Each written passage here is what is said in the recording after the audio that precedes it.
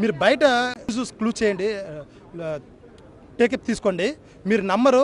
More than 15,000 20,000 people స్వతంత్రంగా ఇక్కడికి వచ్చి నిలబడి ఉన్నారు.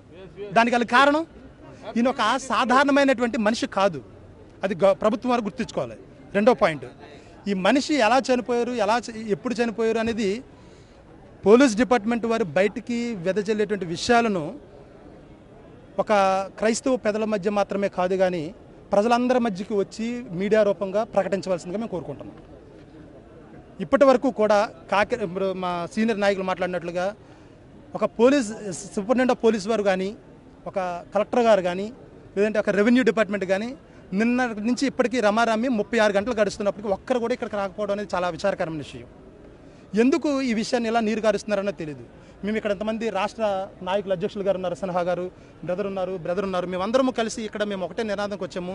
జేఏసీ మీటింగ్ ఏర్పాటు చేస్తాము.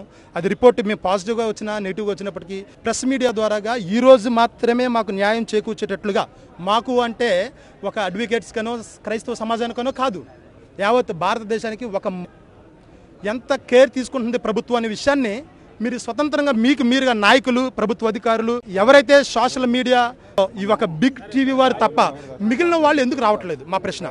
అధికారులు ఎవరి నుంచైనా మీకు ఒత్తిడి అంటే మీరు అధికారులు కొమ్ము కాస్తూ మీ ఛానల్స్ నడిపిస్తున్నారా? మేము మిమ్మల్ని తిట్టట్లేదు, మేము తక్కువ చేసి మాట్లాడట్లేదు. మీరు ఆలోచించాలి. అదే ఒక సోని సూద్ గారి భార్య గారికి యాక్సిడెంట్ అయిందని చెప్పి చిన్న న్యూస్ ఛానల్ కవర్ చేయలేదు, నేషనల్ మీడియా అంతా కవర్ చేసింది. ఈయన ఒక నేషనల్ మీడియా ఉన్నటువంటి సోని సూద్ భార్యకి యాక్సిడెంట్ కవర్ అవుతే ఇంటర్నేషనల్ మనిషి ఇతను. దేశ విదేశాలలో, ప్రపంచ దేశాలలో ప్రజలందరికీ ఒక స్వతంత్ర అభ్యర్థిగా నిలబడి, ఒక ఇండిపెండెంట్ విండిగా ఉండి నిరుపేదలకు సహాయం చేస్తూ, ఒక రిలీజియస్గా మాత్రమే కాదు, ఒక సోషల్ ఎథిక్స్ కలిగినటువంటి వ్యక్తి చనిపోతే పట్టించుకోకుండా ఉన్నటువంటి ప్రభుత్వాన్ని కిందకి రావాల్సిందిగా మేము కోరుకుంటున్నాం. మా డిమాండ్స్ ఏంటంటే ప్రజలకి న్యాయం చేకూర్చడానికి ప్రభుత్వం వారు తక్షణంగా మీరు ఉన్న పలంగా కనీసం 1 గంట గడువు ఇస్తున్నాం. మేము ప్రభుత్వం వారికి 1 గంట గడువు ఇస్తున్నాము, లేదంటే 12 గంటలు 1 గంట వరకు టైం ఇస్తున్నాం. మేము 12 గంటల వరకు సమయం అందిస్తున్నాము. మేము 12 గంటలు వెయిట్ 1 గంట వరకు సమయం ఇస్తున్నాము. కనీసము ప్రభుత్వ అధికారులుగా ఉన్నటువంటి స్థానిక ఎమ్మెల్యే, ఎంపీ గారు, ఎస్పీ గారు, కలెక్టర్ గారు మా దగ్గరకు వచ్చి స్థానికంగా ప్రజల ముందు నిలబడి వాళ్ళ యొక్క ఉద్దేశాలు ఏంటనేది ప్రకటించాలి మేము కోరుకుండేది.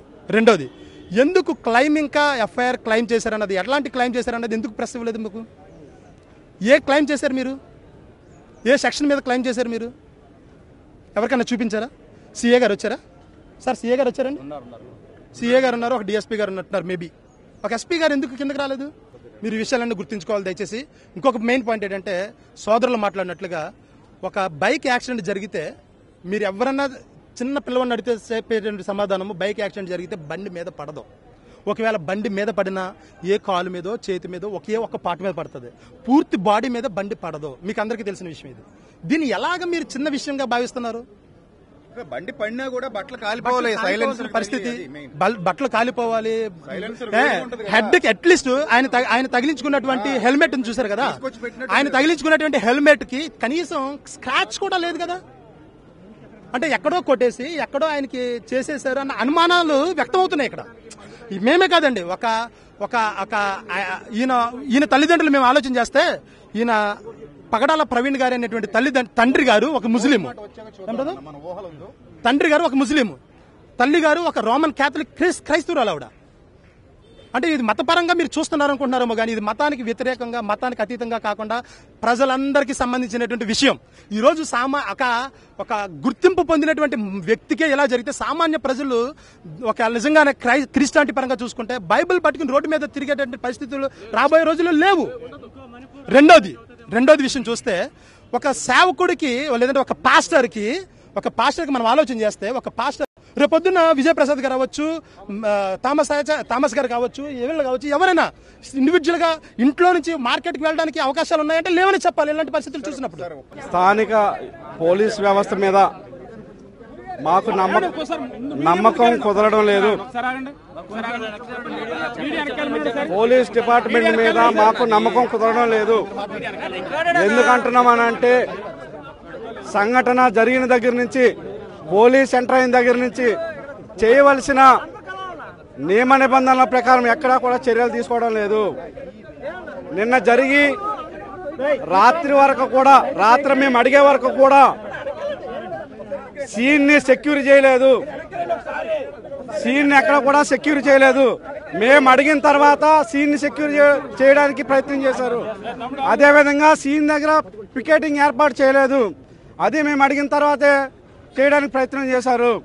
అదేవిధంగా ఇంత రాష్ట్ర వ్యాప్తంగా ఈ వార్త సంచలనం జరుగుతున్న సమయంలో కూడా ఇప్పటికీ కూడా ఎస్పీ సంఘటనా స్థలానికి రాపోవడం పలు అనుమానాలకి దారి తీస్తుంది. పోలీస్ డిపార్ట్మెంట్ మీద మాకు నమ్మకం కుదరడం లేదు.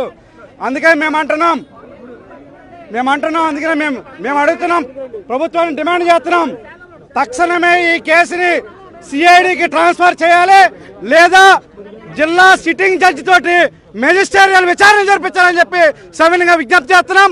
ఇదే కానీ జరగకుండా ఉంటే గనక గేటు దాటి బాడీ కూడా బయటికి వెళ్దని చెప్పి హెచ్చరిస్తున్నాం. మీరు చెప్పండి. ఇంకొకటి నాన్న, ఇంకొక ఇష్యూ మాట్లాడాలి, ఇంకొక స్మాల్ థింగ్ మాట్లాడాలి. నాన్న అరే మౌనంగా ఉండండి ప్లీజ్. ఎంత బ్లండర్ మిస్టేక్ అంటే నిన్న నుంచి మెత్తుకుంటున్నాం, గ్రూప్ ఆఫ్ డాక్టర్ల పోస్ట్ మార్టం చేయాలి విత్ కెమెరా ముందని చెప్పినట్టంటే రిక్విజేషన్ లో ఆయన చెప్పేది అన్నాడు. రిక్విజేషన్ లో సూపరింటెండెంట్కి పంపించారు. రిక్విజేషన్ లో ఎక్కడా కూడా కెమెరా యాక్షన్ చేయలేదు. మళ్ళీ మేము అది తెలుసుకుని అడిగితే మళ్ళీ ఇంకో రిక్విజేషన్ లో విత్ కెమెరా అని చెప్పి అనఫిషియల్ కెమెరా తీస్తారంట. అనఫిషియల్ ఇంత ఇష్యూ జరుగుతుంటే అనఫిషియల్ గా కెమెరా తీయించడం అంటే ఎంత నిర్లక్ష్య ధోరణి కనబడుతుందో. అందుకే మేము అంటున్నాం, ఖచ్చితంగా ఈ కేసుని సిఐడికి ట్రాన్స్ఫర్ చేయాలి, లేదా సిట్టింగ్ డిస్ట్రిక్ట్ జడ్జితో మెజిస్ట్రేరియల్ విచారణ జరిపిస్తాను కానీ క్రైస్తవ సమాజానికి న్యాయం జరగదు. అందరికీ నమస్కారం అండి.